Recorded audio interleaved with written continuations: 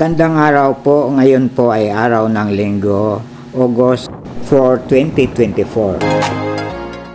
For the greatness and beauty of created things give us a corresponding idea of their Creator. Wisdom of Solomon, chapter 13, verse 5. Ang mga naobserbahan natin ngayon sa ating mga palipaligid o nakikita ay magkakaroon na tayo ng idea ng ating Creator. Ang Creator natin ay grupo ng mga nilalang.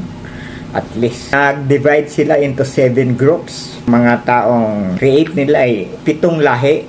Black, white, yellow, brown, pink, red, at saka Caucasians. Pumunta rin ang mga artists. Kaya naging maganda ang ating creation. Nagkaroon ng mga kulay, nagkaroon ng mga magagandang korte. Ay kung scientist lamang, walang korte.